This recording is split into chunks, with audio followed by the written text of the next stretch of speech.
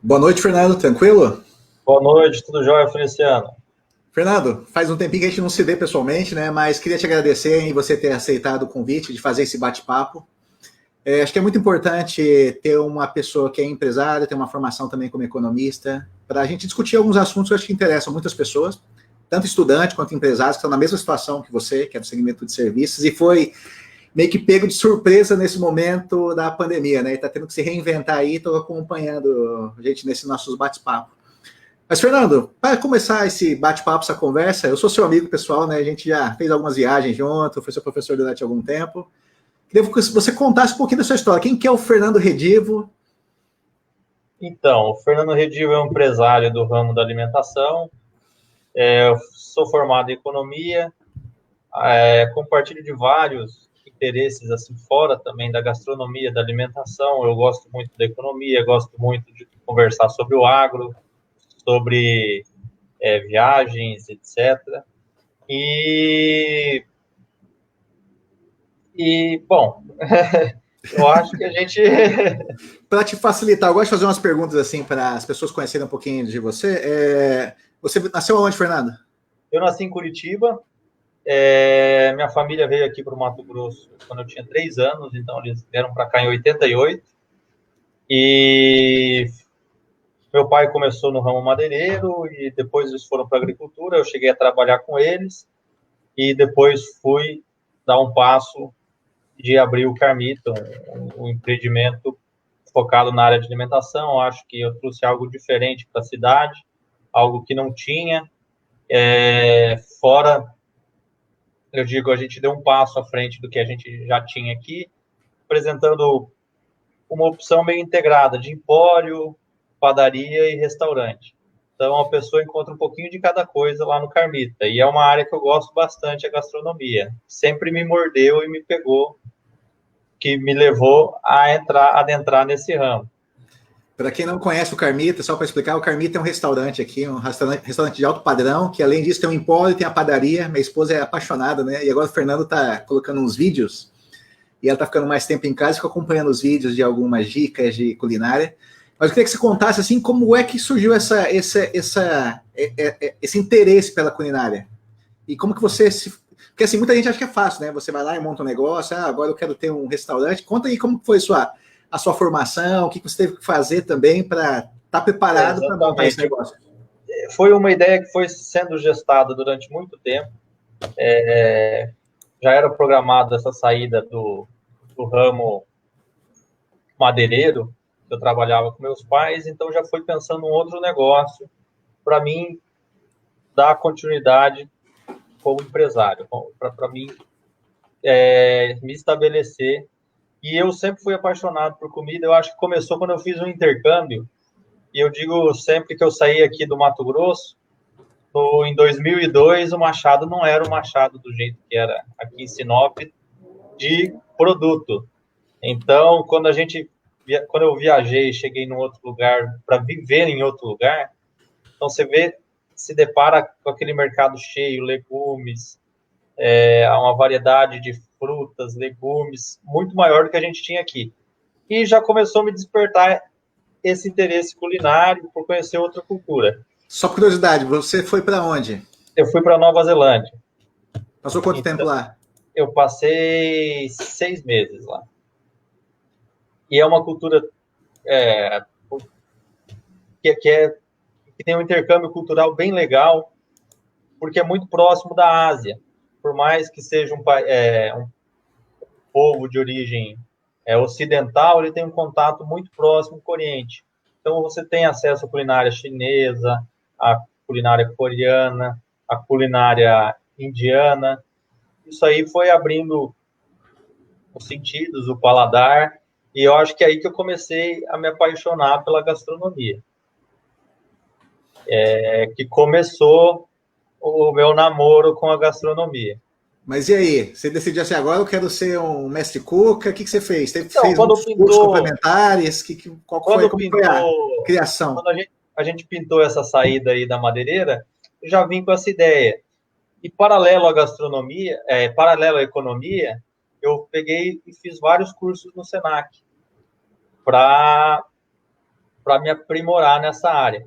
Eu digo que a gastronomia é um ramo de... digo, você tem que nascer com a gastronomia, é que nem um atleta, é um talento que você tem, saber combinar os ingredientes, saber escolher os ingredientes, tratar a comida com paixão, com amor. Se você não tem isso dentro de você, eu creio que, por mais que você estude e se aprimore, etc., você não consegue ser um bom chefe de cozinha, ou se fincar no ramo de gastronomia. Então, você tem que ter isso dentro de você. De vez em quando, não é nem só a formação, é mais esse contato, é mais... prática, né? É uma atividade de muita prática. Exatamente. Então, você tem uma condição inicial, mas se não aperfeiçoar e não tiver prática, isso acaba não se desenvolvendo ao longo do tempo. Exatamente. Eu fiz o curso também de sommelier, então eu tentei unir tudo. E, paralelo, estudando a gastronomia. Então, eu fiz normalmente em São Paulo, eu fazia curso de manhã, tarde e à noite. Eu ficava lá 3 meses seguidos e eu fazia legal. O básico de gastronomia, o avançado de gastronomia, culinária italiana, culinária francesa, culinária oriental. Então, o curso de sommelier, que também foram 4 meses. Então, eu fiz paralelo ao curso de economia. Legal. E montar um negócio, montar a operação. Depois falou assim, agora estou pronto, agora eu quero montar um restaurante mesmo, empório, padaria.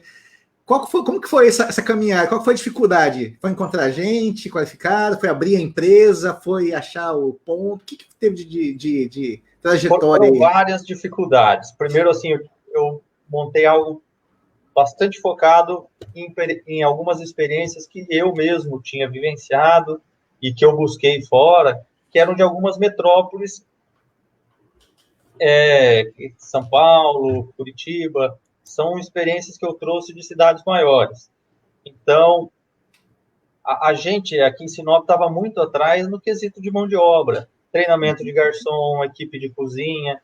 Eu costumo dizer que o cozinheiro que tinha aqui, eu digo que tinha as tiazinha de cozinha, aquele pessoal que cozinha comida em quantidade, variedade, que monta buffet, mas essa comida mais gastronômica, o próprio empratado, não era algo que você achava os funcionários aqui.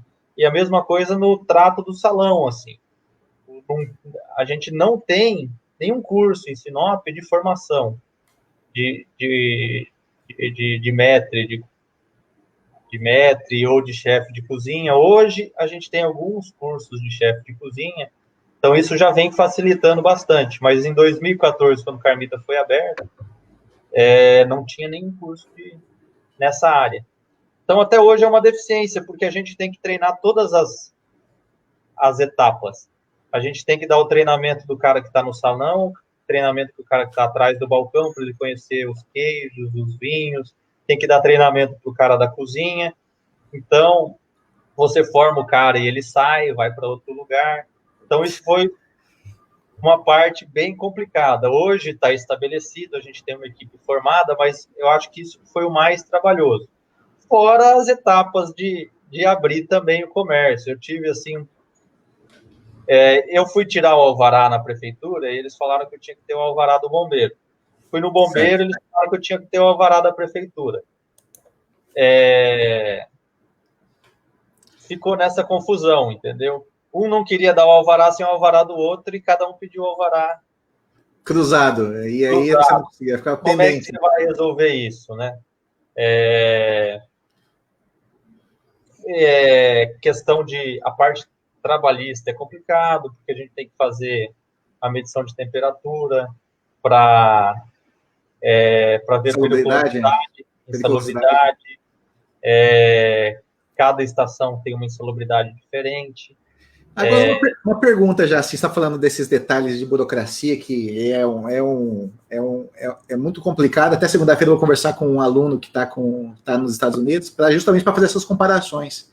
Que ele chegou e falou assim, olha, cheguei nos Estados Unidos, abri minha empresa com $200, abri em um dia, e eu vejo o contador uma vez no ano, e não é toda essa estrutura que a gente tem, e todo esse custo que a gente tem aqui no Brasil. Mas a minha pergunta você já está 6 anos no mercado, Você falou que tinha muita complicação, muita dificuldade lá no começo. Você viu isso melhorando ao longo do tempo ou viu isso ficando na mesma situação ou piorando?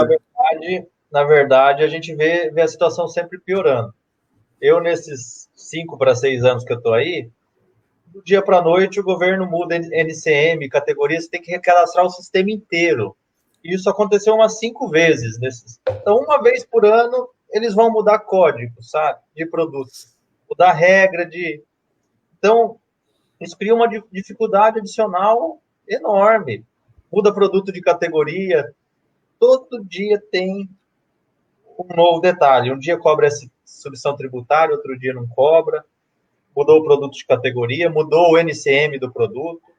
E você tem que relançar tudo no sistema para dar essa parte tributária. Não é nada simplificado. Cada produto tem uma situação tributária diferente. Que se fosse unificado, uma alíquota unitária para cada um, era muito mais fácil. E não é... Um produto é substituto tributário, outro não é, um é ICMS, outro não é.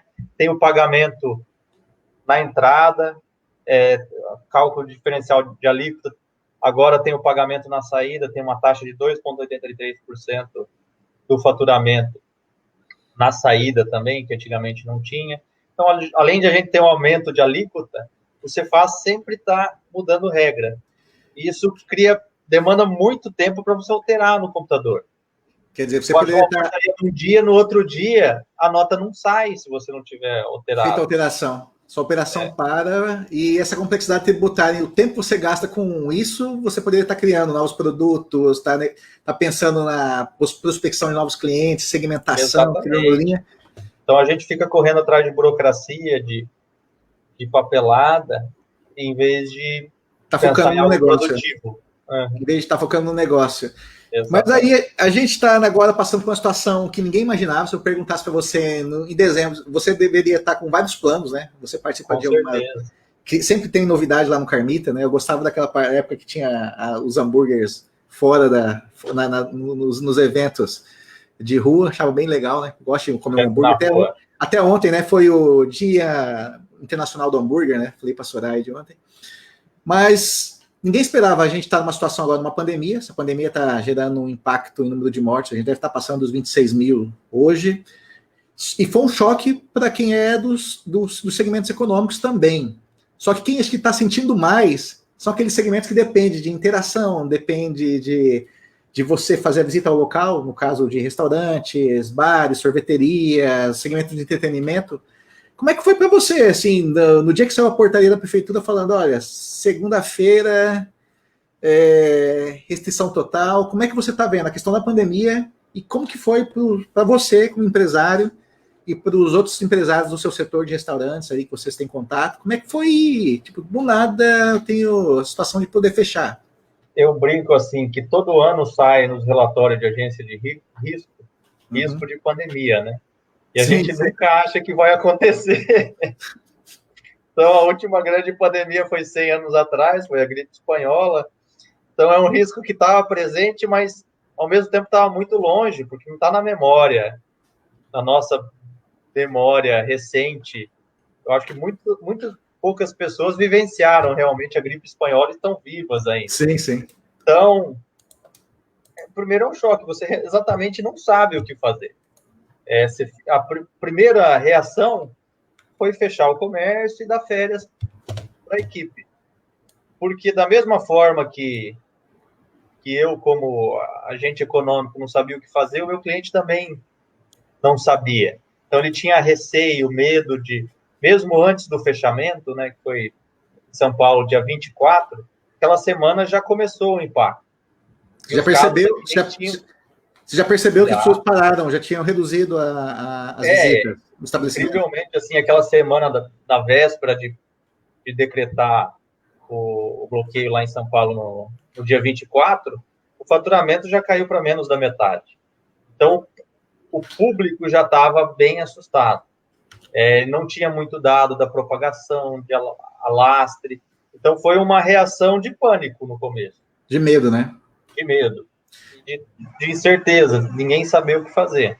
Mas só para fazer um comentário, nessa semana, acho que do primeiro caso em São Paulo, eu estava indo para um treinamento no fim de semana lá em São Paulo, eu lembro assim que eu fiquei em pânico. Eu fiquei assim, peraí, eu vou descer em Guarulhos, lá no Internacional, e se chega alguém contaminado? Ah, então eu não posso pegar o Uber, porque se eu encostar no Uber, alguém estava contaminado encostou no Uber, eu vou ficar doente, vou ficar aqui em São Paulo. Eu fiquei neurótico uns dias, porque eu fiquei assim, e agora? Como é que eu faço? Porque minha esposa é do grupo de risco. E eu ficava assim, não, mas se eu for no metrô tal, eu não posso encostar nos corrimões. Ah, mas se eu for lá no restaurante, acho que é melhor não ir no restaurante, acho que é melhor comprar alguma coisa lá que eu posso comer dentro do quarto. Então, acho que todo mundo retraiu seus comportamentos naturais, porque foi uma situação de pânico. Eu lembro assim que ninguém sabia o que fazer naqueles Pânico. 10 dias. Foi pânico. Eu lembro, eu fiz um evento no dia. Eu participei de um evento em Lucas, de uma churrascada. Na semana anterior, eu acho que foi dia 18, dia 19, deixa eu ver aqui na data. Foi dia 15. Dia 15 de março. Foi a véspera da exposição lá de Lucas, que a Fundação Rio Verde faz. Sim. AgroShow não, Não é AgroShow. Então, o evento aconteceu normalmente no domingo e essas informações começaram na segunda-feira. Eles tiveram que fechar a feira, porque o público não foi na feira. Até ter uma... Então, domingo estava normal, no outro dia se acordou, o mundo mudou. Você não pode mais sair de casa, e o pânico se alastrou, não vou na feira, não vou no restaurante, não vou... Então, foi muito abrupto e foi muito pânico mesmo, é um pânico alastrado. É uma resposta até, de certa forma, irracional, né? Exagerada. E você acha que aquelas primeiras 2 semanas que houve aquela quarentena aqui na cidade, que é o nosso caso, você acha que foi a resposta mais adequada ou você acha que foi muito assim no desespero, sem escutar? Olha, eu como economista também, eu vejo uma parte estatística, né? Aqui foi feita uma quarentena antes de chegar antes de começar o ciclo, né? O ciclo antes de começar o ciclo, né? Acho que demoraram umas 3 semanas para ter o primeiro caso. Então a gente está pelo menos umas 4 semanas atrasado de São Paulo, atrás de São Paulo, nesse quesito. Então nossa curva tá bem lá atrás. Está bem no começo ainda, né? Foi feita uma parada, e eu lembro bem, porque bem para complicar ainda, eu acabei fazendo uma cirurgia de emergência e eu estava no hospital. Verdade. Nessa época. Então, até minha resposta foi um pouquinho atrasada, porque não tinha muita base o que eu fazer, porque eu não sabia o que realmente estava acontecendo. Mas eu vi ali dentro do hospital mesmo que os próprios médicos estavam muito preocupados, estava todo mundo muito preocupado. Então, mas ao mesmo tempo, não tinha chego. Porque eu lembro que fiquei 2 dias na UTI e eles estavam liberando a UTI para os pacientes do Covid. E é isso que eu falei, demorou acho que 3 semanas para chegar o primeiro paciente lá naquela UTI. E aquela resposta já estava sendo feita. Foi um remédio antes de chegar o problema. Estavam dando remédio antes de dar o problema. Estavam liberando espaço no UTI antes de chegar paciente. Então, foi uma resposta meio exacerbada e no desespero. Eu entendo os agentes públicos que exatamente ninguém sabia o que fazer. Então, foi uma sensação de pânico, que foi naquela mesma semana que estava acontecendo muitas mortes na Itália, aquele caos nos hospitais, e todo mundo achou que aqui fosse ser da mesma forma. Então, todo mundo tomou a decisão mais precavida possível antes de checar números, né? Mas até essa questão de números, a gente sabe que os números são escassos, né? Porque todo local você vê monitoramento, você vê testagem, e aqui eu tive reuniões com a Secretaria de Saúde, um grupo que eu faço parte de monitoramento, eu escutei dos técnicos eles falando que não existia plano de contingência, você não tinha números, você não consegue organizar as informações, que elas estão muito nos municípios. Então, assim... Os próprios exames, né? O LACEN começou depois.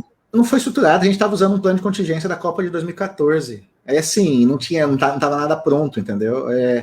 E o que eu fiquei triste, eu fiquei uns 2 dias depois deprimido, eu participei de uma reunião da Coreia do Sul, E quando ele começou a explicar o arcabouço institucional do centro de triagem, como que eram os protocolos, protocolo de entrada, protocolo de oxigenação, protocolos de medicamentos, como que era feito o monitoramento dos casos, eu falava assim, caraca, a gente não tem nada disso. Eu fui dormir acho que 4 da manhã, na hora que acabou a reunião, que é o horário lá de Seul, eu ficava assim, a gente tá ferrado, tem que rezar e torcer para que não aconteça nada, porque a gente não tem nada do que eles precisam. A gente não tem dados, a gente tem monitoramento, não tem uma rede integrada de informação, a gente tem uma base, e isso foi muito ruim. Mas beleza, chegou a pandemia, e aí, Fernando, vocês têm que fechar, e aí? Bateu a primeira decisão foi fechar. A segunda, a gente pensou assim, a gente tem que continuar funcionando, então a gente teve que implantar um delivery. O cliente não vai vir, mas essa necessidade de comer bem, ela ainda existe. O cliente, esses hábitos de consumo que ele aprendeu, ele não quer abrir mão. Então, a gente tem que ter instrumentos e facilitar chegar o nosso produto ao nosso cliente. Mas o delivery já estava... Você já tinha o delivery? Isso já estava numa coisa que você estava pensando? Era uma coisa que estava sendo gestada. Foi uma resposta, temos que resolver agora e... Delivery, porque eu já havia colocado o delivery uma vez e não tinha dado muito certo, questão de volume. Então, eu estava programando com outro tipo de cardápio, então eu lancei o que eu chamo de Carmita Express, nós chamamos lá no Carmita de Carmita Express, um cardápio para o dia a dia, a gente tem o cardápio normal e o cardápio do Carmita Express. São preços mais acessíveis, um cardápio que você pode comer todo dia, mas era um produto em gestação, a gente não tinha arte, não tinha como não tinha pronto o lançamento, a gente não tinha todos os pratos do cardápio prontos, todos os pratos calculados, que você vai fazer um prato, você tem que fazer a ficha técnica desse prato, para calcular teu markup. Então, foi um processo que foi sendo feito e reajustado no meio do caminho. Então, vamos colocar o preço no chutômetro, mais ou menos, no meio, fazer a conta por alto, porque a gente faz um prato no Carmita, a gente pesa todos os ingredientes para fazer. Então, certo. A gente fez isso aí sem a pesagem. E falou, vamos pesar depois e vamos ver como que dá para fazer. Então, teve prato que teve reajuste de preço no meio do caminho, que a gente viu que estava ou tanto cobrando a mais ou cobrando a menos. Custo de embalagem, que a gente teve que correr atrás e ver um formato de embalagem. O próprio consumidor não está acostumado, a gente foi atrás de uma caixinha de papelão que é siliconada, né? E o pessoal olhava, eu tive muita postagem no Face, nossa, você vai servir no papelão, que anti-higiênico. Mas a caixinha era super higiênica, guardava o calor, a batata frita ela não murcha. Só que o pessoal ficava com receio, ela é siliconada. Então, mais... lá, papelão premium, siliconado. Tem que explicar isso para o cliente. É uma mudança de hábito de consumo e... Você teve surpresas positivas aí nessa mudança? Teve alguma coisa que você não esperava e, opa, descobri uma oportunidade aqui para o meu negócio? Eu acho que o delivery foi algo bacana, porque... Novos clientes apareceram para você? Novos clientes apareceram? Você descobriu alguns nichos novos aí na cidade? Que o delivery está atingindo a cidade inteira, foi algo que me surpreendeu, assim. Todos os bairros. Eu achei que ia ficar mais focado pelo nome do meu restaurante e pelo tipo de público que eu atendi ali no restaurante, eu achei que ia ficar mais focado em bairro classe A, B. E ele está indo para a cidade inteira. Então, eu acho que isso foi bem positivo. E foi de encontro com a ideia do Cardápio Express. Então, o Cardápio Express é para ter a qualidade do Carmita, a gente vai usar a mesma carne, mesmo tipo de queijo, o mesmo tipo de ingrediente, só vai mudar de vez em quando a composição, quantidade, alguns ingredientes que nem cogumelo, aspargo a gente não usa. É um cardápio mais simples, mas muito bem executado. Um cardápio mais standard. Mas muito bem executado e com ingredientes premium ainda. Tá, pelo que eu estou percebendo, assim, você conseguiu se adaptar, conseguiu encontrar algumas soluções, mas muitos negócios do segmento de alimentos, eu acho que não tem não consegue ter essas opções. Eu vejo muita dificuldade do pessoal que trabalha com buffet, né? Eu vejo que os buffets ainda não chegaram, não atingiram o movimento, nem perto do movimento pré-crise. Eu acho que é um segmento que tá bem impactado, mais do que o meu, a comida por quilo. Eu tenho o Empório, e surpreendentemente o Empório chegou a faturar até mais do que o restaurante, mas a queda do restaurante foi bem drástica. Assim. A queda do restaurante foi bem drástica. As pessoas deixaram de viajar, deixaram de trazer produto de fora e passaram a consumir aqui. Consumir aqui. Aí o Empório conseguiu... Até essa pergunta do Carlos aqui, se o delivery te surpreendeu e você vai ficar de vez no delivery, vai ser eu vou manter o delivery, é um negócio que veio para ficar. Eu já tinha ideia de colocar os 2 pés no delivery e eu ia fazer um lançamento desse cardápio com um outdoor pela cidade, etc. E foi um negócio que gestou sem eu precisar fazer esse tipo de lançamento, essa estratégia de marketing. Porque ia ter um gasto e mesmo da forma que foi feito, divulgando só pelo Facebook, pelo Instagram, pelas redes sociais, WhatsApp, etc., ele deu muito certo. Então, eu não precisei ter esse tipo de gasto. Eu acho que foi um start legal para o delivery. Então, ele já espalhou por uma base grande de clientes. Quando voltar à normalidade, eu tenho certeza que o cliente vai continuar pedindo, porque não é todo dia que ele quer sair de casa. Eu digo assim, o meu restaurante, a gente está prestando um serviço, a gente não está vendendo comida. Quem vende comida é o supermercado, a gente vende um serviço. Sim, sim. Então, o cara compra o ambiente, compra a música que você está servindo e que você está tocando, compra o atendimento do garçom, compra o vinho que você tem lá para compor. Ele compra uma experiência de consumo. Então, a gente quer proporcionar uma experiência de consumo, mas fora de casa. E eu ando lendo muita coisa de pessoas que digam que vai mudar padrão de consumo, mas acho que o ser humano esquece fácil as coisas. Acho que ninguém vai deixar de querer sair de casa e ter um momento prazeroso dentro de um restaurante, porque ele não quer lavar louça, ele quer o atendimento na mesa, ele quer ser, às vezes, paparicado, quer ter a atenção do garçom, quer a atenção do sommelier. Você pede comodidade, né? Até teve uma palestra da Federação das CDLs e quem deu foi o Ricardo Amorim falando, olha, comodidade vai ficar cada vez mais importante ainda para a sobrevivência dos negócios, né? Porque se você não tem comodidade dentro do seu produto, o cara vai para o que tiver mais barato e mais standard. Mais fácil. Agora, isso que eu queria te perguntar. Teve a reabertura parcial, seguindo agora novos critérios. Você já conseguiu perceber alguma mudança ali do hábito das pessoas dentro do seu ambiente ali no restaurante? Isso está claro ou não? Olha, outra coisa, o que você fez de adaptação no restaurante? Só para quem está assistindo entender como é que foram as exigências. Quais são as exigências legais hoje? Em primeiro lugar, o restaurante está trabalhando com uma capacidade reduzida. A gente tirou algumas mesas e cadeiras do salão e a gente está trabalhando com 50% abaixo da capacidade. Certo. Álcool em gel, máscara para todos os funcionários. A gente exige a entrada, a pessoa tem que entrar com máscara no restaurante, ela tem que tirar a hora de comer, obviamente ninguém vai conseguir comer com máscara. A gente teve que fazer as sinalizações, mas acho que a principal adaptação mesmo foi se adaptar ao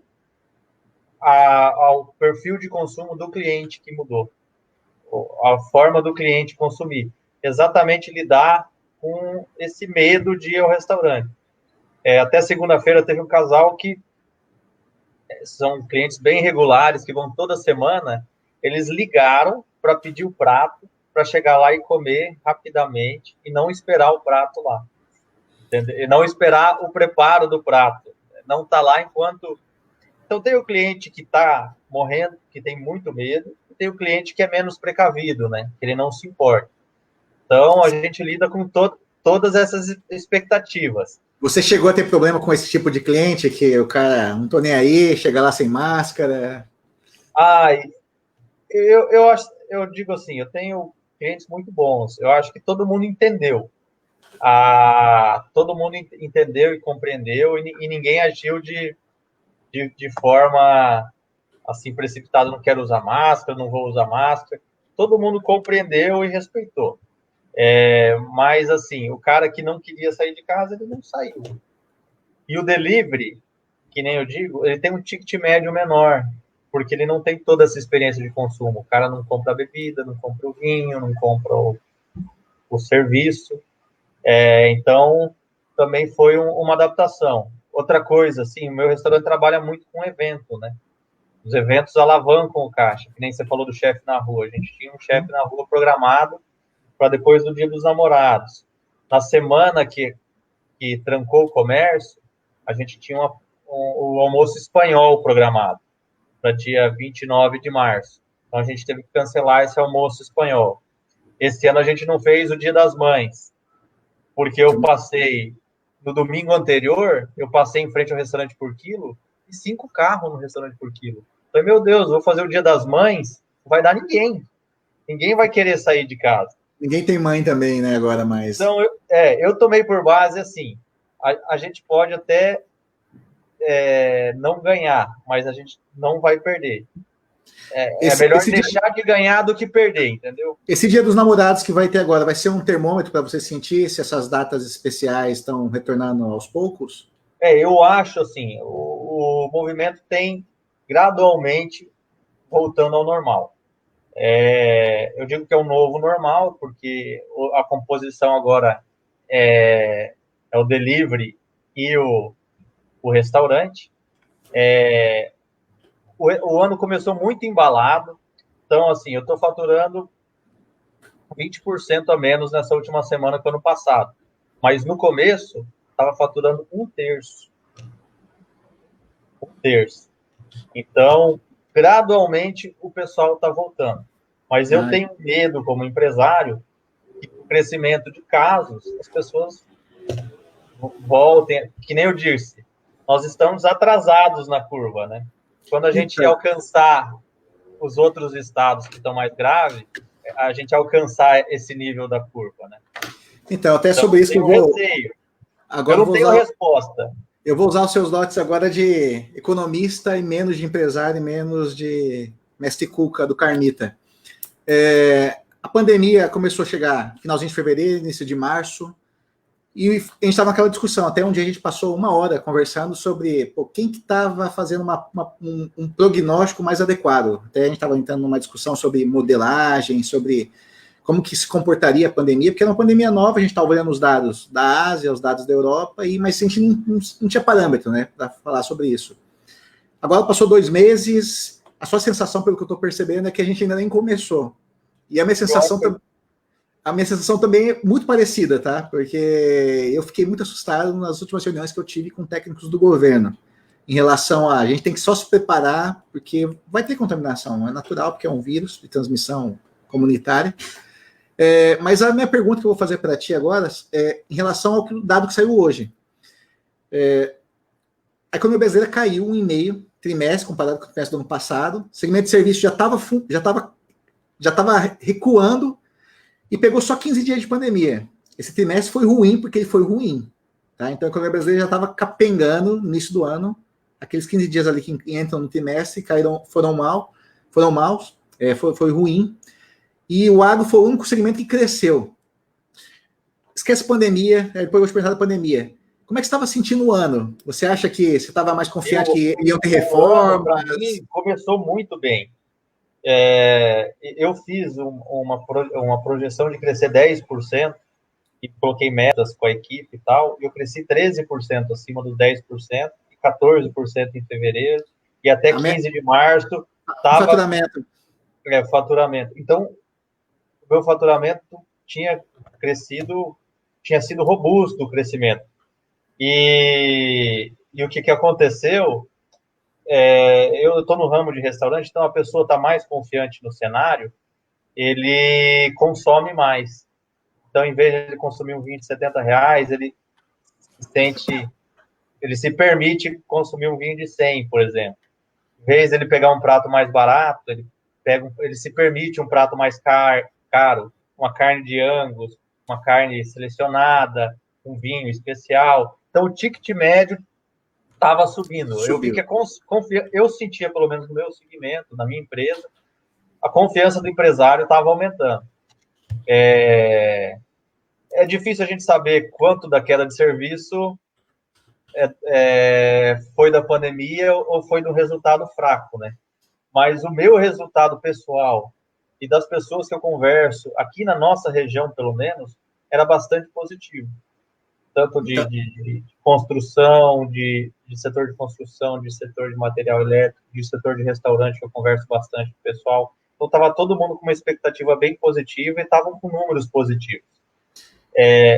A nossa região é meio descolada, né? É meio descolada por causa do agro. É justamente isso, né? O único segmento que cresceu no trimestre foi o agro. E tem um detalhamento lá do IBGE que foi soja e arroz.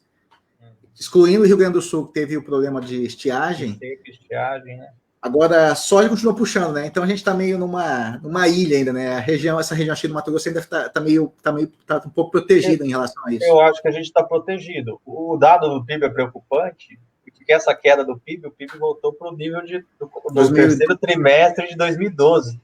Quer dizer, a gente recuou uma década.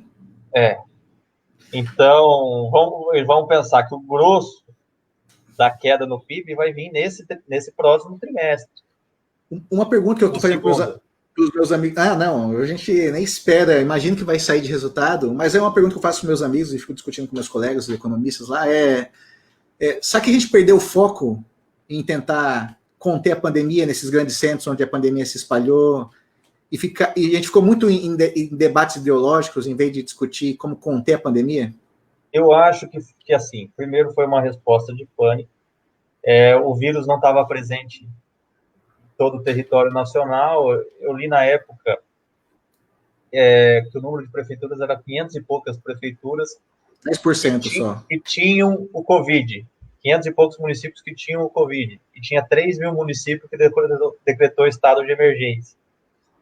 Então, não tinha nem chego lá, e a mesma coisa, não tinha nem chego a Sinop o Covid, e a gente já tinha fechado o comércio. Foi então, feito uma nada clássico, né? Não foi feita uma análise, nenhum tipo de análise. Não, foi feito uma nada. Vamos fechar porque o vizinho fechou totalmente fechou, nacional. São Paulo fechou, tem que fechar, e fecharam sem dados. Então, isso aí foi muito prejudicial, porque corre o risco da gente ter que fechar uma vez sem necessidade e uma vez quando a necessidade chegar. E ser duplamente penalizado. E eu acho que teve um debate exagerado. Coloca cloroquina, não coloca cloroquina, abre, fecha.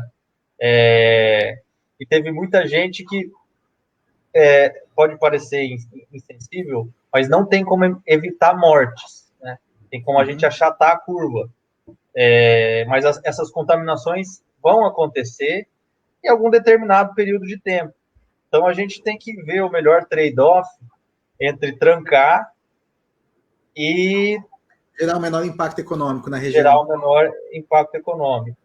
Eu vejo muita gente dizendo que isso não é um trade-off, que a gente não pode colocar. Mas eu vi uma análise muito bacana que falou assim, economia é vida.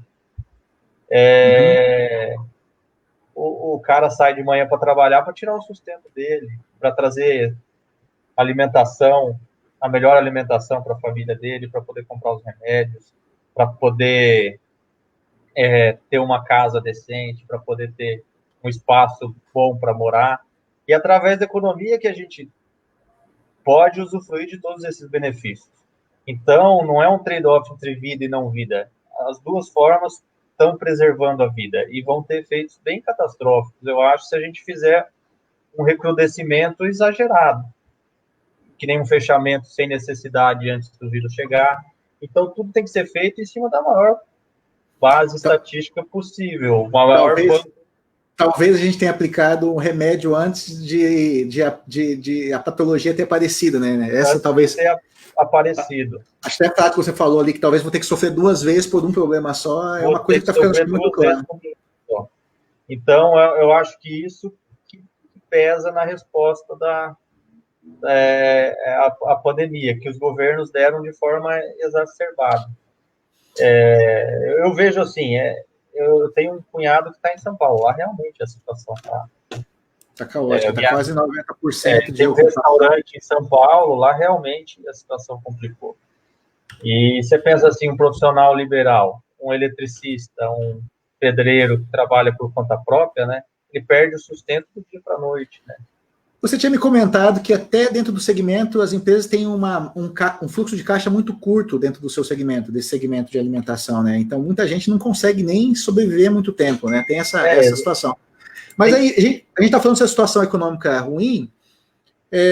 Eu lembro na primeira semana o que houve de portaria e anúncio do Ministério de auxílio às micro e pequenas empresas, a questão de postergação de impostos, ajuda, mas chegou na ponta esses auxílios que foram anunciados. Eu lembro na primeira semana o Banco Central anunciou linha de crédito, financiamento, junto com a Febraban. Na semana seguinte já veio a economia falando, vai ter crédito, BNDES, projeto urbano. Só que a gente viu que desse valor disponibilizado, 1% chegou na ponta, foi executado. Você, como empresário, se sente frustrado com isso? Qual que é a dificuldade de você... Eu me sinto bastante frustrado, porque a gente não tem acesso a esse tipo de crédito. Eu consegui, o que eu fiz no Carmita, a gente conseguiu se cadastrar no programa de auxílio emergencial dos empregos. Então, os funcionários do Carmita, salvo alguns, estão com 50% da jornada. Então, a gente faz o seguinte, o cara vai um dia e o outro dia não vai. Então, a jornada tá dividida. Então, a gente está funcionando com uma equipe reduzida. Esse foi um auxílio que não dependia de banco, mas tudo que dependia de outro ente não governamental não chegou. Porque o auxílio da Folha tinha que ter 15% de contrapartida dos bancos. Eles não disponibilizaram esses 15%. E ele que vai ter que fazer o contrato, né? E eu não vi em Sinop, procurei em todos os bancos, com exceção da Caixa, que eu sei que a Caixa está fazendo, mas tem um delay, porque não é todo mundo que é cliente da Caixa. Sim. Eles dão preferência para as empresas que têm o empregado por conta do salário já. E alguns bancos estão exigindo contratação de outros serviços, né? Fazendo um negócio amarrado, né? Uma venda casada ali para melhorar a rentabilidade daquele cliente, né? Exatamente. Então, esse tipo de auxílio não chegou. Esse auxílio financeiro de empréstimo, a gente não viu chegar na ponta. Agora, parcelamento de imposto e você diminuir a jornada do empresário, a gente conseguiu ter acesso. Mas eu vejo assim, o empresário que depende de outra coisa, porque o aluguel não para. O aluguel não para, a luz não para.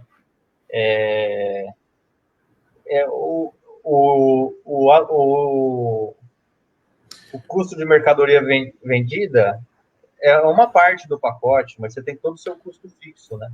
E esse custo fixo você não consegue custear fechado.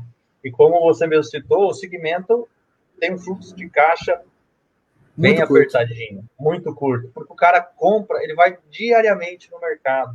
Então, ele recebe todo dia e faz a compra no outro dia com o dinheiro que ele recebeu ontem, né? Então, você quebrou esse ciclo.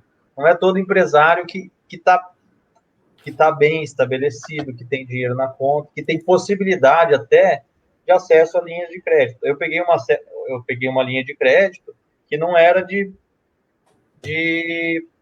não estava nessas linhas de medida provisória, não foi um empréstimo para a Folha que eu consegui pegar. Então, eu tive que ir à linha de crédito normal, pagar o juro normal, não o juro do programa de ajuda do governo. Eu estava olhando aqui os dados agora, até que está controlado o número de mortes ainda no Mato Grosso. O Brasil passou a Espanha no ranking global de óbitos, mas no estadual ainda parece estar mais controlado, né? Teve acho que 157 casos novos, Sinop teve 8 novos, mas ainda você tem uma ociosidade ainda das UTIs, passivo. Mas caso ocorra uma nova quarentena, aí que nem a gente estava conversando, é uma quarentena necessária. Você vê os empresários se preparando já para uma possível nova parada, ou você vê muita gente que está achando que, opa, talvez a gente não tenha uma quarentena? Qual que é a sua percepção conversando com seus pares? Olha, eu vejo que muita gente acha que não vai ter necessidade. Eu acho que a gente tem que esperar para ver, né? Eu vejo que é difícil fazer qualquer tipo de prognóstico, ainda mais sem dado, né? Mas a gente tem um perfil demográfico diferente, de capitais a gente praticamente, o transporte público aqui é muito menor, né? É muito mais restrito, as pessoas vão de moto para o trabalho, então a gente tem um padrão de disseminação diferente. Então a gente pode ter uma curva bem achatada. Ninguém consegue ver ao certo, nos países que deu certo, o que deu certo, por que o Japão não avança progressivamente. E o Japão fez poucas medidas, né? Mas é difícil medir quanto do peso da resposta do Japão é cultural, quanto por cento do peso se a gente lembrar, na primeira semana, a gente nem falava sobre o uso de máscaras. O uso de máscara foi depois de, acho que 2 semanas, que a gente começou a atentar a importância de máscaras, depois de alguns anúncios das organizações. Mas a máscara mesmo não era algo como hoje, virou uma coisa meio que padrão, né? Parece que a gente já usava máscara há muito tempo, mas máscara nem era citado no início da pandemia aqui no Brasil. E a taxa de mortalidade efetiva mesmo ainda está muito discutida, né? Porque, como você falou, tem os números de casos oficiais e tem as estatísticas da população contaminada que a gente não dá para controlar. Então, tem algumas testagens que eles fizeram por amostragem, né? Que eles chegam a números assim, de 8 a 13 pessoas contaminadas a mais para cada um que está na estatística oficial. Uhum. Outro dado que o pessoal não tem é se tem qual porcentagem da população que é assintomática, não assintomática, que não é suscetível ao vírus, né? Que pode existir uma porcentagem da população que não é suscetível. Eles não colocaram 100 pessoas numa sala, contaminaram 100 para ver quem que ia desenvolver os não é um RTC clássico, né, para identificar ninguém fez essa indecência, que era uma indecência. Mas até para vírus até para o vírus da AIDS, tem certas populações que não são suscetíveis. Então, a gente não tem o dado de quantos por cento da população não é suscetível. Então, é difícil fazer qualquer tipo de prognóstico, né? Eu creio, assim, por mais que eu ainda sou otimista, por mais que eu tenha esse medo de ter que fechar novamente, eu ainda sou otimista que no Mato Grosso a gente vai ter um contágio menor. Eu acho que mais lento. A densidade aqui ajuda muito, porque as cidades são muito afastadas, você consegue controlar os acessos. E a gente tem que lembrar, acho que 2 pontos muito importantes, foi a paralisação dos voos para São Paulo, que a gente cortou o canal com o epicentro. Exatamente. Eu lembro, isso para mim era assim, ficava pensando, caramba, mas a gente tem voos diários para São Paulo, que é o epicentro, que é Campinas e São Paulo, e a gente observa que o nosso comportamento é muito parecido com o comportamento de Mato Grosso do Sul também, onde tem a mesma estrutura de distribuição das cidades, né? Então, você corta os transportes terrestres e corta os voos da capital, então isso acho que é possível de você ter uma contenção de danos. O intercâmbio é menor, né? O intercâmbio é menor, o trânsito é menor. Em São Paulo, que tem cadeias que estão presentes em vários estados, né? Você pensa uma fábrica de automóveis, ela pega de vários estados diferentes. Você vê algum impacto da pandemia para o agro, assim, para o próximo ano, em relação a problema de logística, problema ambiental? Você está vendo alguma... Eu acho que não. Eu acho que o agro vai ser o setor que melhor vai sair Primeiro que é uma atividade... no campo é difícil você ter contaminação, né? Porque o cara já mora longe do vizinho dele, já tem um contato menor com outras populações. Então, dentro das fazendas, vai ser muito pequeno o contágio. E não vai ser algo que vai atrapalhar. E o período mais crítico da lavoura já passou, né? Então, lá no próximo plantio, que vai ser setembro, outubro, eu creio que essa pandemia já vai estar bem mais estabilizada, né? Certo. Bem mais amenizada. Então, vai pegar um período que não é de importância, não vai ser tão importante, tão impactante para o agro. E os contratos, o agro trabalha muito travado na frente, né? Então, grande parte dos contratos do ano que vem de insumo já estavam garantidos. Então, não vai ter uma alteração tão grande de preço, porque os termos de troca são mantidos. O agricultor pensa muito em saca por hectare, porque quanto o adubo, ele dá 20 sacos a tonelada, então ele tenta manter esses termos de troca. Esses termos de troca foram mantidos. Por mais que o soja tenha caído, o dólar está na faixa de $8,40 o bushel, estava 9,80, 10. Então o soja caiu, mas Tem o uma dólar compensação mais cambial do que também. compensou. Tem uma compensação cambial, né? Acaba sendo um efeito amortecedor. E os termos de troca estão bastante favoráveis para o agro. Então, é um setor que vai sair melhor da crise do que entrou, que a gente está exportando mais. Deixa eu até te perguntar outro assunto bem pontual assim, do agro. Ontem, o general Mourão, que é o vice-presidente, ele destituiu, né, o ministro do Meio Ambiente de participação do Fundo Amazônia. O Brasil teve uma relação estremecida aí com os financiadores, né, Noruega e Alemanha, que colocam uma grana pesada dentro do Fundo Amazônia. O ministro assumiu, depois do Davos ano passado, né, o Guedes falou que o ministro do Meio Ambiente estava com uma imagem muito arranhada. O vice-presidente assumiu o Fundo Amazônia e ontem destituiu praticamente o ministro do Meio Ambiente, né? O Salles foi afastado do Conselho do Fundo Amazônia para meio que tentar novamente acessar o recurso dos alemães e da Noruega. Você está vendo algum risco de aspecto de imagem institucional do Brasil, boicote relacionado a questões ambientais ou não? Você acha que o negócio está mais tranquilo? Sabe por que eu falo isso? Porque quando eu comecei a participar de alguns eventos da ProSoja lá atrás, na época era o Marcelo Duarte, ele trazia o Terron, trazia o Ricardo Amorim, eles falavam da importância de você construir o conceito da marca, né? Do produto agronegócio, do produto soja, e que isso abre mercados mais exigentes. E a gente está tendo esses atritos agora, principalmente em questão internacional. Você acha que isso pode gerar um impacto de curto prazo ou commodity, por ser commodity, continua tendo demanda inelástica, como a gente fala em economia? A gente pega a ação da Vale, né? A ação da Vale não para de subir, né? E o cara a $100 não para de comprar. Então, soja também, ele tem dois grandes fornecedores, o Brasil e os Estados Unidos. Eu acho que a cadeia fica um pouco mais complicada para produtos mais elaborados, que é o produto da indústria. Então, a indústria precisa muito dessa marca, agronegócio.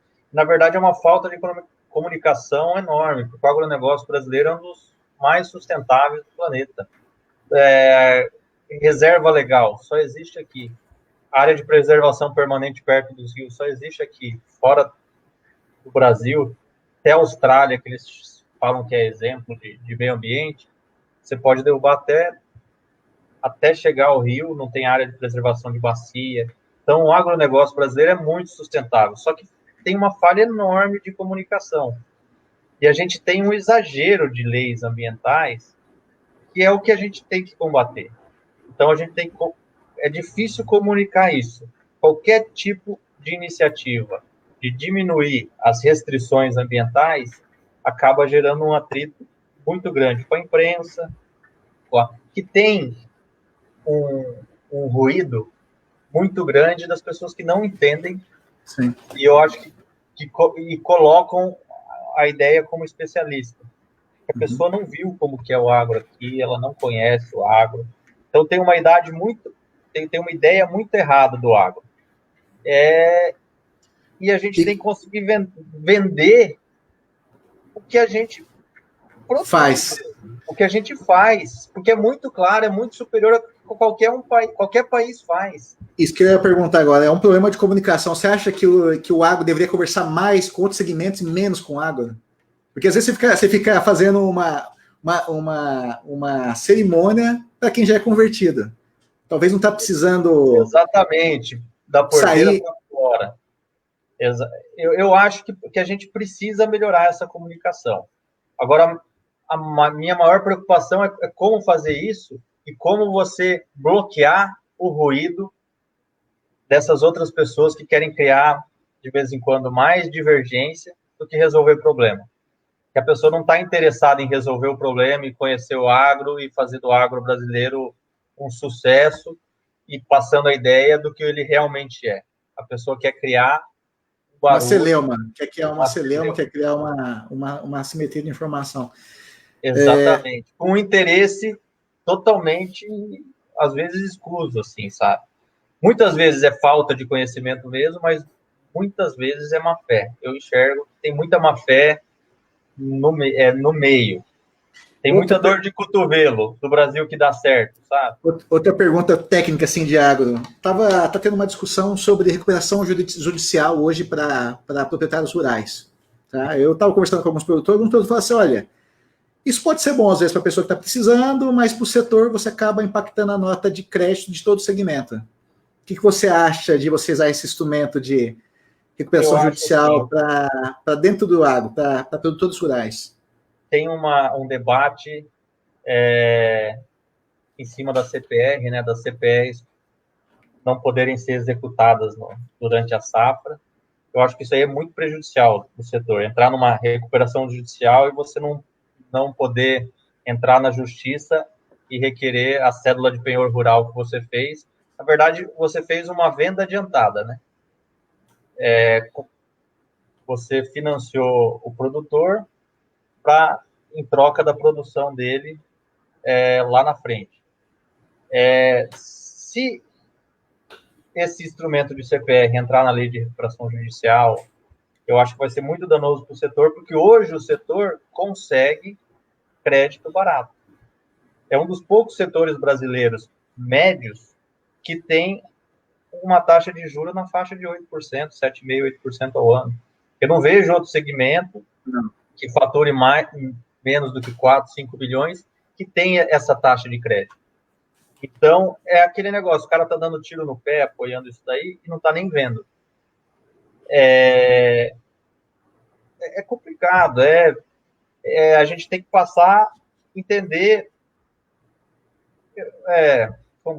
Eu até entendo o produtor entrar numa recuperação judicial numa frustração de safra,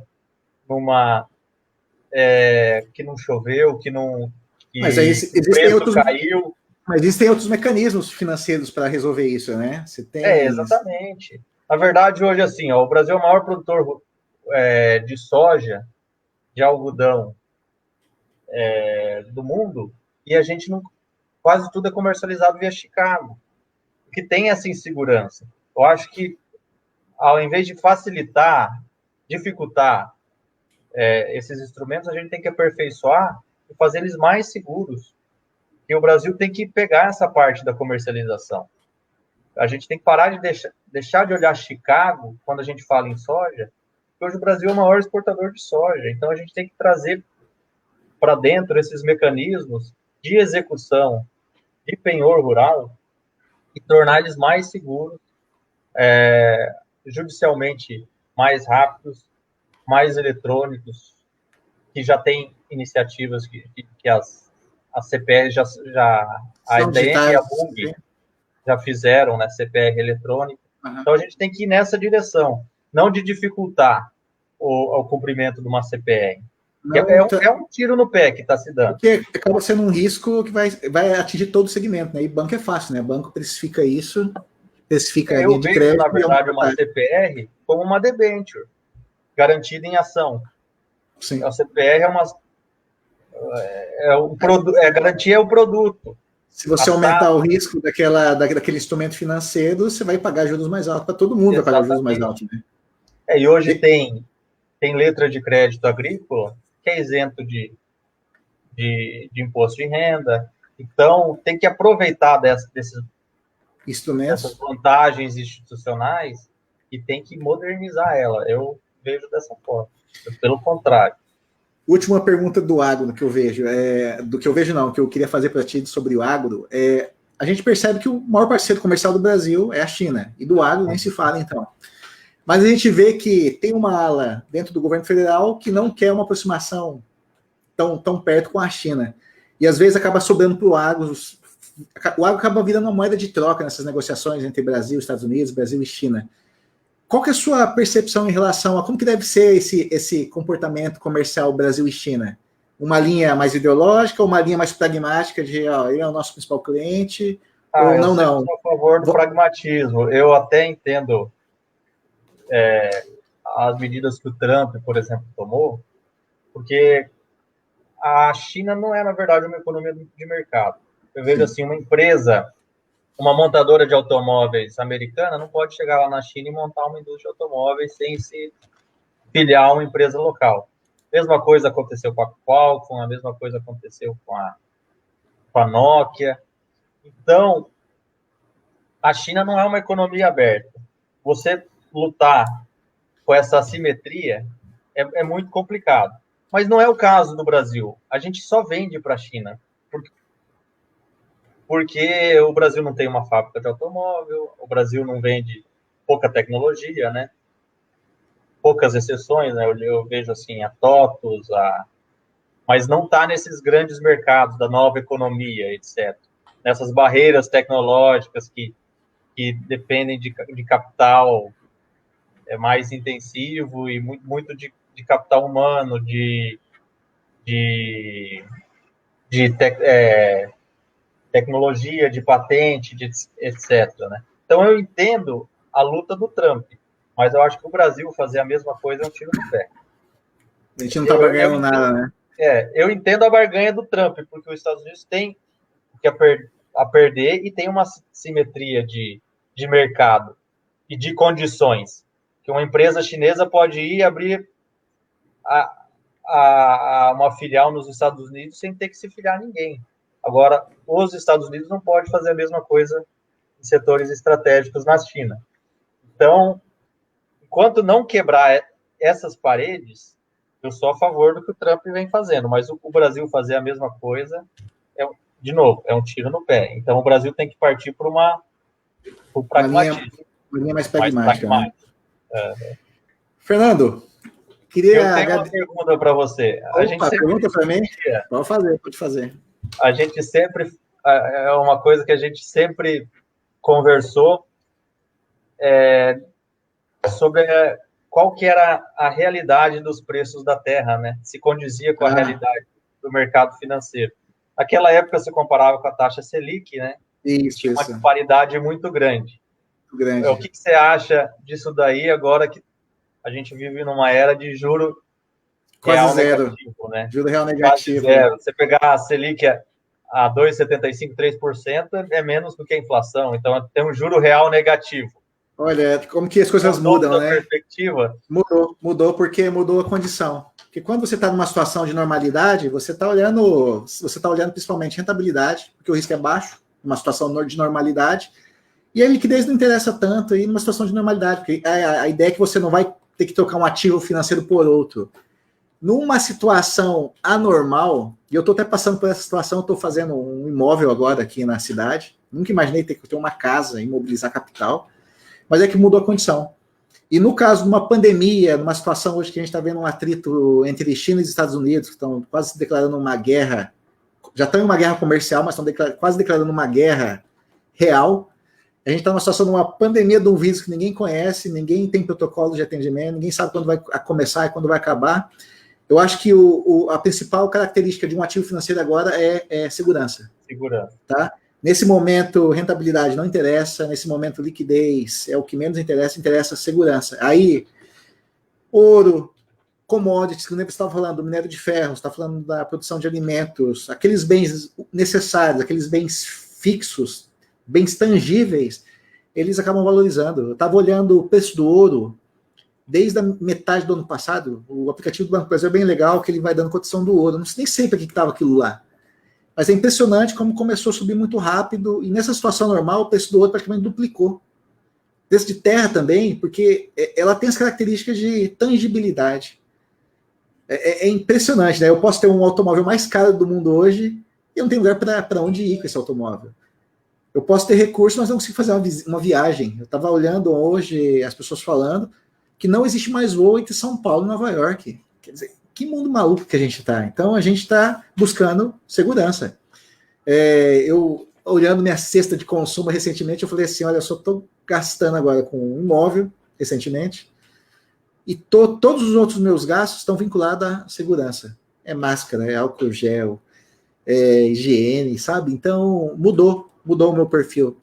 E com juros zero, você torna atrativo também você investir nesse tipo de negócio, né? Eu estava conversando semana passada com uns engenheiros aqui na cidade, a gente conversando, falou, pô, para os próximos 4, 5 anos, que seria interessante? Montar uma franquia, montar um negócio na área de serviço? Eu falei, cara, eu nunca me imaginei falando nisso, né? Falando para um colega meu, eu falei assim, se colocar no papel hoje, com essa taxa aí de 2% que é a expectativa para o final do ano, talvez imobilizar capital, e ainda falando para um engenheiro, eu falei assim, e você que tem conhecimento técnico acima da média, eu acho que talvez fazer os imóveis que você quer fazer seja um bom negócio, porque mudou o cenário, Fernando. Mudou o cenário de hoje é muito diferente do cenário de anos atrás. Eu lembro que a gente foi para um show, na época com a Soraya, a gente foi no show do YouTube, não sei se você lembra, né? Você foi lá pro meio, eu estava na arquibancada, eu estava conversando com ela, olha que maluquice. Quando é que esse segmento da Tickets for Fun, por exemplo, vai fazer um evento desse novamente? Esse cara não tem previsão. Quando é que eu vou poder novamente assistir Campeonato Brasileiro dentro do estádio? Não sei. A Unemate acabou de fazer uma formatura agora, tentaram fazer uma formatura, estava espaçado 2 metros pessoas, assim, fazendo uma formatura lá em Cáceres, na medicina. Você imagina quem tem empresas de segmento de entretenimento, de eventos, de formatura, assim, é uma situação complicadíssima e a gente vai ter que se reinventar. Mas eu acho que nesse momento apareceu a oportunidade, eu tenho um amigo meu que vai conversar dia 9, o Rodrigo Paiva, da W2R, na primeira semana de pandemia, ele falou, cara, eu não consigo de gente me ligando para criar sistema, para criar chatbot, para criar sistema de leilão online, eu tô aqui que nem um maluco, eu não tô conseguindo trabalhar, eu tô tendo que buscar gente em São Paulo, contratar gente remoto, porque para ele foi uma excelente oportunidade. Não, o próprio então, assim, Magazine Luiza, né, aumentou 30% as vendas. Eu estava olhando, eu estava acompanhando a cotação na quarta-feira, essa semana aí. De repente eu estava olhando assim, como é que esse negócio sobe 11%? Você tem colega que está chorando, reclamando, gente está fechando e os caras estão crescendo, entendeu? O mundo é maluco. E isso que eu ia te perguntar para a gente finalizar, o que você espera? Se você tivesse lá em Brasília, tivesse aqui na governadoria, lá no CPA, passou a pandemia, beleza, agora, Fernando, nós precisamos sair de 2012, a economia precisa, e principalmente serviços, tá? Porque o agro, eu acho que o agro aprendeu a andar com as próprias pernas nas últimas 2 décadas. O agro é uma coisa que funciona sem precisar de tanto suporte governamental.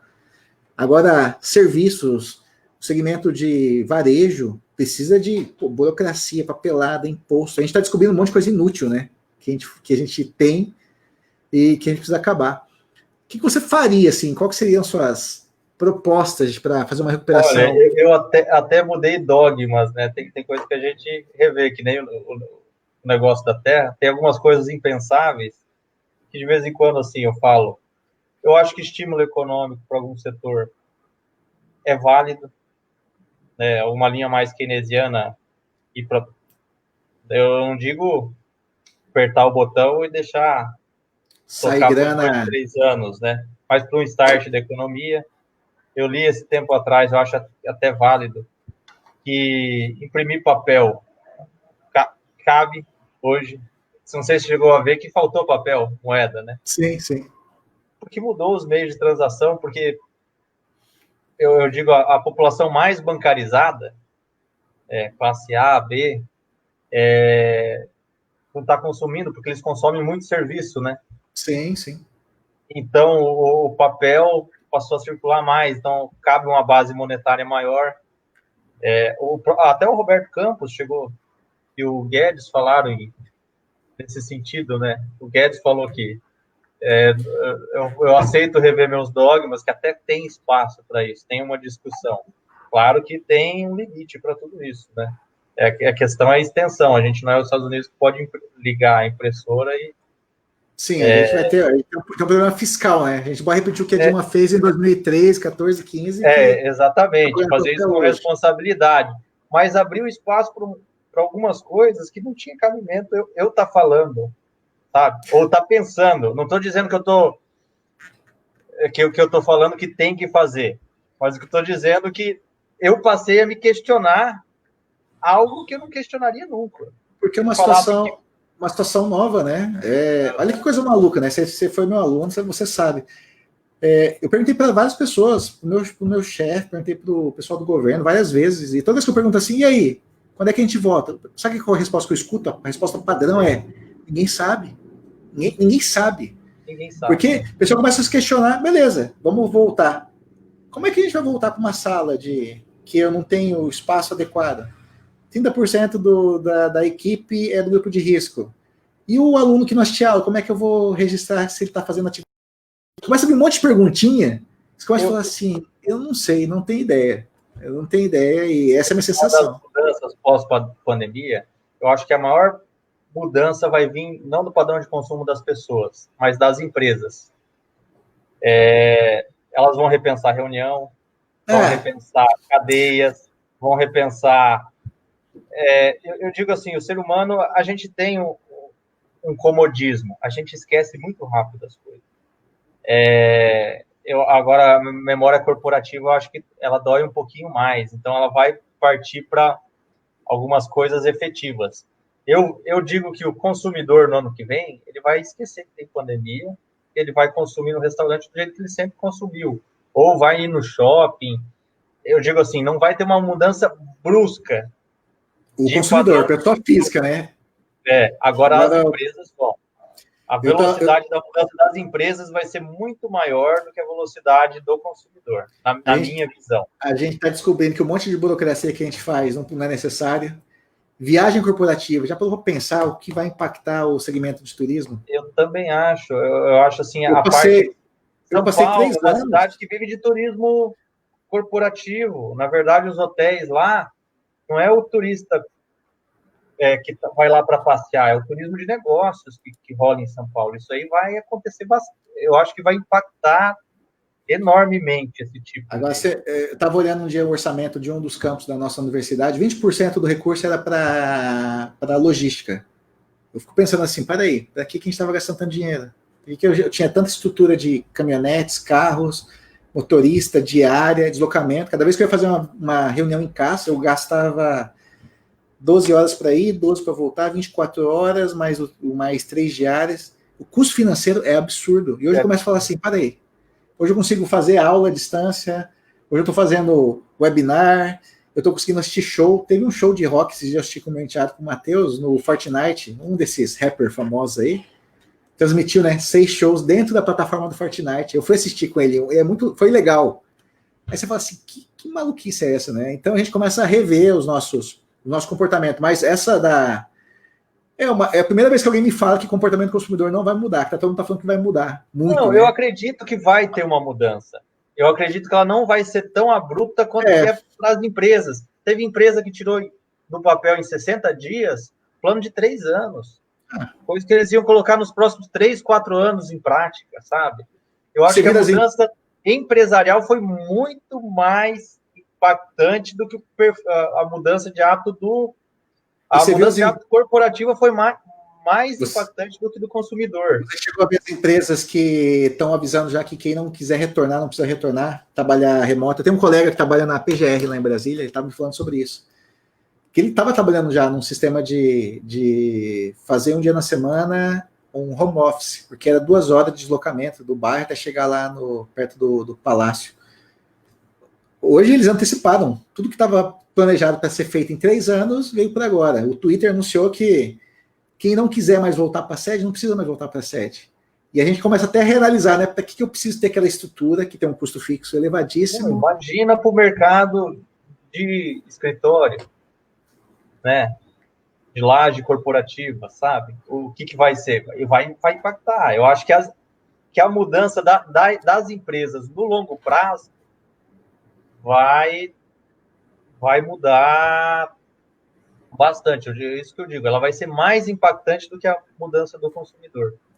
Claro que o consumidor vai acelerar a compra digital, a partir do momento que ele aprendeu a usar um canal digital, essa comodidade, essa facilidade, ele não vai voltar. Mas alguns tipos de consumo, tem muita gente falando assim, o pessoal vai deixar de ir em restaurante, o pessoal vai deixar de ir em evento esportivo, vai deixar de ir em show.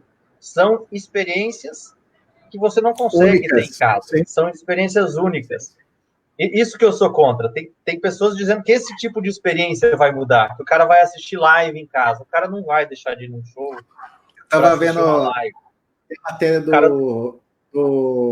acho que é da Acemoglu, ele está falando que as pessoas vão criar, vai ter até um novo mercado, que ele fala que é o novo mercado de roupas. Que beleza, o cara vai querer vai continuar trabalhando, e ele fala muito que a questão de trabalho, você vai ter uma nova oportunidade para o segmento de EPIs e de roupa mesmo. Nossas vestimentas vão mudar, porque algumas atividades vão continuar existindo da mesma forma. As pessoas não vão deixar de frequentar, por exemplo, aula, né? Ninguém vai deixar de frequentar a escola, a interação, porque a interação não é o conteúdo que interessa. A interação é mais importante você não, por mais cômodo que seja a experiência, você não vende interação. É uma coisa, a interação física. Essa interação é muito complicada. E até eu falo, a não ser que quando eles inventaram um projetor que projeta o corpo do aluno. Até o Kleber acabou de colocar aqui que está saindo para ir para o Carmita ter uma experiência daqui a pouco. Ó, o Kleber Nunes. Bacana. Mas, Fernando, eu queria te agradecer. A gente está aqui há 1h já e 20, senão a gente podia ficar conversando mais umas 2 horas. Queria agradecer o bate-papo. Foi bem legal, porque a gente conseguiu falar um pouquinho sobre você, falar sobre o Carmita, torcendo lá para as coisas darem certo, porque minha esposa adora lá. Eu também, né? Ela que escolhe. Ela está numa fase agora de... Ela está numa fase de cozinhar, então, assim, ela quer testar gostos diferentes. Comprei uma panela esses dias, uma panela de aço cirúrgico agora, para testar uns pratos. Então, ela está fascinada por isso. Eu que me beneficio, né? Ela faz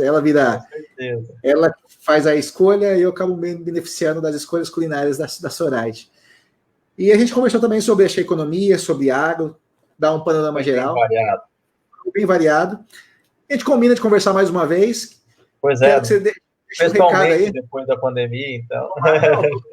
De preferência, né? Comendo uma carninha lá, que eu adoro comer aquelas carnes lá. E o Matheus falou que tá com saudade de comer uns camarões, né? Ele é um jogador que gosta de comer camarão. Mas, Fernando, deixa um recado pro pessoal e deixa o contato também do Carmita, os contatos para as pessoas te seguirem também e conhecerem mais sobre o seu negócio e sobre você.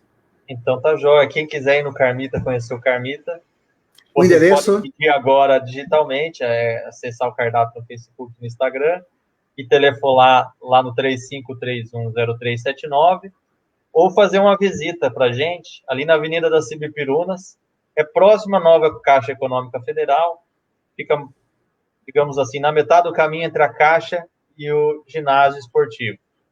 Então, vocês vão ver lá o restaurante tem bastante vidro, uma luz bem intimista, bem bacana, e a gente faz o que eu digo, uma experiência, um ambiente bem confortável, bem aconchegante, uma luz bem gostosa. A gente pensou na experiência que você vai ter. Então, venha conhecer essa experiência aí que é o Carmita. O horário de funcionamento? Nós funcionamos das 14 às 23h30, de segunda a sexta. No sábado, a gente funciona das 10 às 23h30. Um abraço aí pro Carlos, pro Kleber. Olá, um abraço, Carlos, um abraço, Kleber. Olha lá, a Lud tá mandando umas palminhas também. Fernando, brigadão aí, a gente marca um novo bate-papo aí, se tudo der certo depois dessa pandemia. Isso. Valeu, aí. Fernando. Um abraço. Tchau.